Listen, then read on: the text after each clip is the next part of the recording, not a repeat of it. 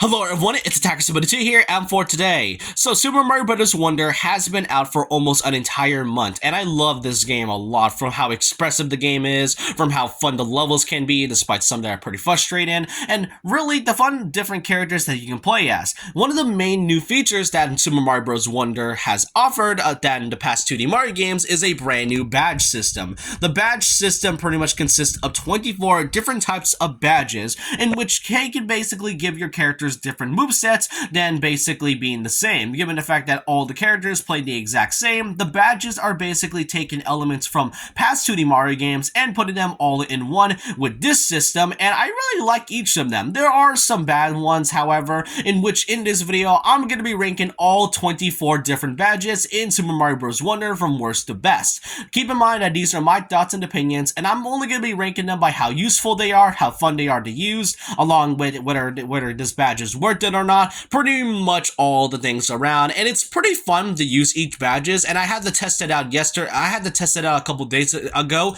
to make this video, and so let's not waste time, but let's get started ranking all 24 badges in Super Mario Bros. Wonder. Also, I am aware that there are a couple YouTubers that already done this, but I kind of want to join the trend while Mario Bros. Wonder is currently at it.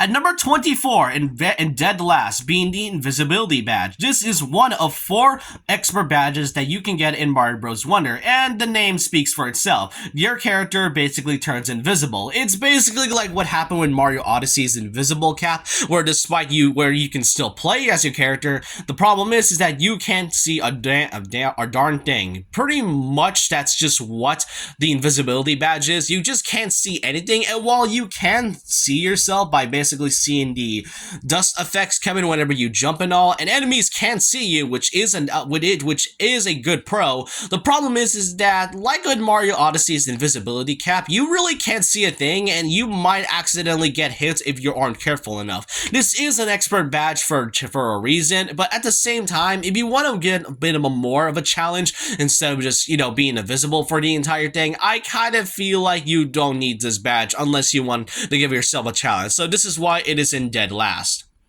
At number 23 is actually the last expert badge that you'll get out of the 23 throughout your entire playthrough of Mario Bros. Wonder, the Sound Off. This right here is you can attain by basically getting 100% in every single part of it, from the character stance to the levels to the Wonder Seeds to the purple coins, basically everything. And what you get is basically just a joke badge. Now, the reason I put this a little higher than the Invisibility Badge is because it is meant to be a joke one, while the Invisibility one is just really not useful in any way possible, and really it is fun to see what the game sounds like without having its gaming effects and all. You can basically hear people's voices by just hearing, doing these sound effects, and it is pretty funny to hear. So despite this being a joke badge, I will say that it is kind of worth it if you beat in the game just so you can hear everything else.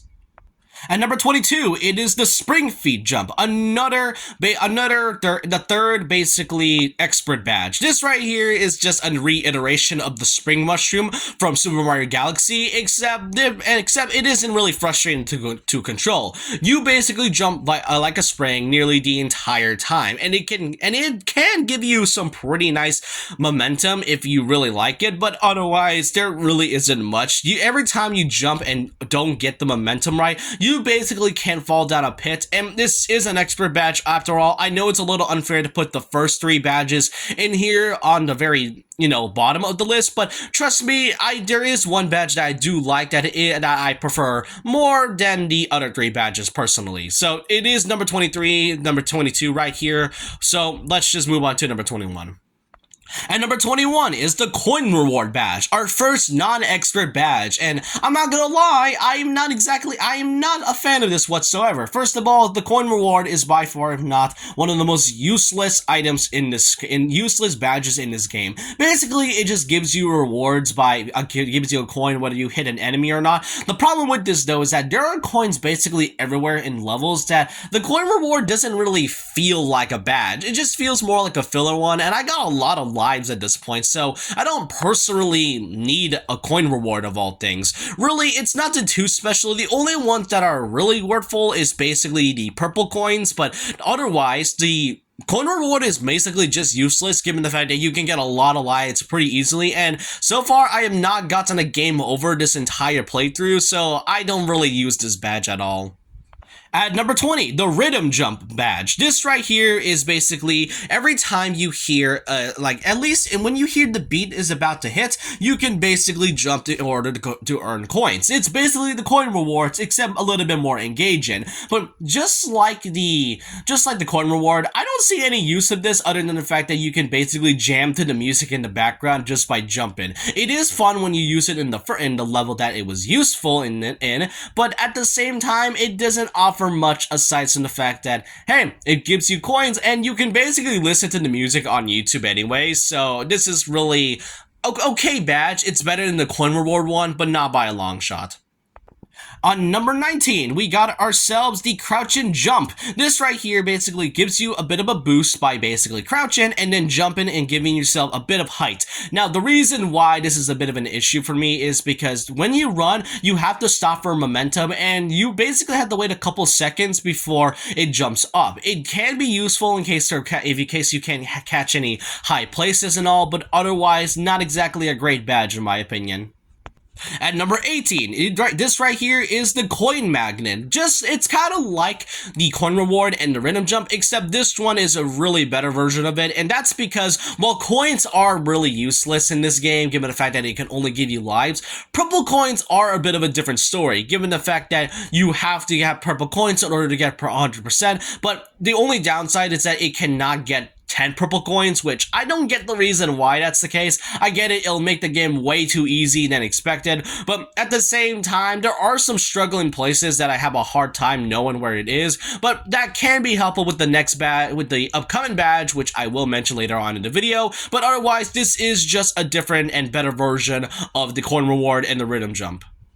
At number 17, this right here is the Floating High Jump, which is basically just Luigi's jumping mechanic in the past 2D Mario games, and I really like this badge. It really makes you feel like you're playing like Luigi at that point. It can give you some nice height and can make you float for a little bit, but during my whole playthrough, I don't personally use it as much. It can be useful for like long giant gaps and all, but otherwise, it's nothing too special. At number 16, it is the Dolphin Kick. Yes, I know, this is a bit of a hot take in case, for those who are a huge fan of this badge and all. It basically gives you a nice speed boost by doing a Dolphin Kick in the water. It can be useful, however, it's mostly used in water levels, and from what I can remember during my playthrough, there really isn't much water levels that requires you to use the Dolphin Kick, and plus, I mean, what can you really do with the Dolphin Kick other than the fact that, hey, you can swim in water, but that's just about it. Otherwise, it is a bit of a hot take. I only think it's great when it's on the water, and it is satisfying to use, but nonetheless, it is useless out of outside levels, really. Up next is the Fast Dash, which basically gives you a lot of speed. Well, a bit of speed, that is. It really just gives you a bit of, fast pace, and it's basically just like Toad's fast speed in the past 2D Mario games as well, and really, I'm not exactly a fan of this. You can run as fast as you can and all, but otherwise, there really isn't much. Not only that, the next badge I will talk about is at least a better version of a badge than like this one, and that being the Jet Run. This right here is the fourth and last expert badge that you have, and this one I prefer way more than the other 3 expert badges because of how great it is. In some levels, it can give you very, very high speed, and for a brief moment, you can run in the air for just like a few seconds before you have to jump, otherwise you will fall. The Jet Run badge is really challenging and it is fun. The only downside is that when you run, you cannot stop running. It can basically destroy any momentum if you stop and try to hit any enemies, and if you get hit by them because of the Jet Run and then run the other side, it can be a little bit difficult, especially for enemies that are very tall than the actual characters. Otherwise, the Jet Run is just a better version of the Fast Dash, and it's at least the best version of, well, the 4 expert badges. At number 14, it is the Time High Jump. Basically, Peach, sort of glide mechanic whenever you nearly at death in Super Mario Bros. U. The time high jump can save you in case you might fall down, and it is sort of a one-time thing. If I remember seeing from the description, if you fall down once, then if you fell down once and then used it once, then you're pretty much out of luck whether you're at it. But it can help you from saving you from giant long pits, and that's just all I can say about it. At number 12, being the sensor badge. This right here is useful for at least a lot of things. First of all is the fact that it can not just detect, 10 purple coins, but also Wonder Seeds as well. And most of my experience, I didn't really need this badge. It is useful in case you don't even know where the other Wonder Seeds or the 10 purple coins are. Like, for example, in that one level where you have to sink in through a pipe, how am I supposed to know that I'm supposed to sink through a pipe that looks like it was about to kill me? Like, how do you expect me to know about that at all? Otherwise, the sensor badge, I don't use it as much, but it can be useful in case you don't really know where the other remaining 10 purple coins or the Wonder Seeds are personally. And now we get to the last top 10 badges, starting off with number 10, the Ad Block badge. Now this was quite something I was curious about. I wasn't really too sure on what it's supposed to do, but when I tried it out and used it on a couple levels, man, was I in for a surprise. The Ad Block badge is a pretty nice addition because in case you don't really have much momentum or can reach far places, the block badge can actually help you reach those specific high places or, very long areas like giant gaps and all. But really, this right here, I was surprised because even though it felt like a weird concept at first, it definitely is well executed at the very end of it.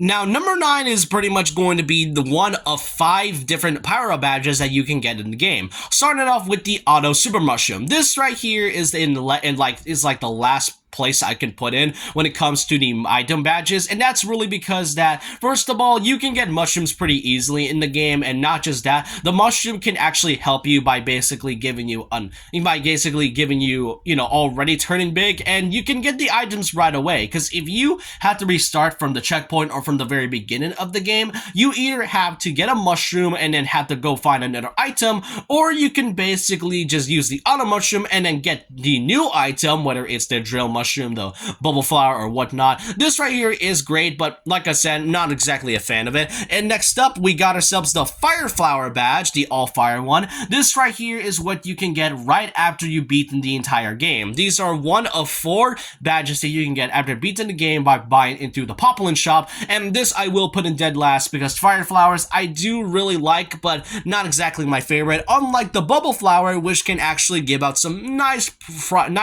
attacks and hitboxes, and especially reach into hard places that you can't really get, like getting purple coins and whatnot. Up next is the Drill Mushroom power-up, which I really love as well. I like how every time you can basically go to the ground, and even at one point the ceiling. It can be useful for breaking certain crystals and objects and enemies in case you don't really want to get caught. It is really nice, and you can go through walls in case you can't get through them. And then last but not least, of the 4th and the 5th and last power-up badge that you can get is the Elephant power-up. One of the best ones I've seen. First of all, it is a silly power-up. I will say it right now. A really, really silly power-up. You can basically transform into an elephant. You can shoot at water, hit the enemies with your trunk, and basically can, have a lot of power. It is a bigger hitbox, but it is really nice to use in case you are struggling with a lot of areas. I think the current levels I'm struggling on are the knockout arenas, but that's about it. Now, this is number 5 right now, so what are the last few badges? At number 4, the Parachute Cap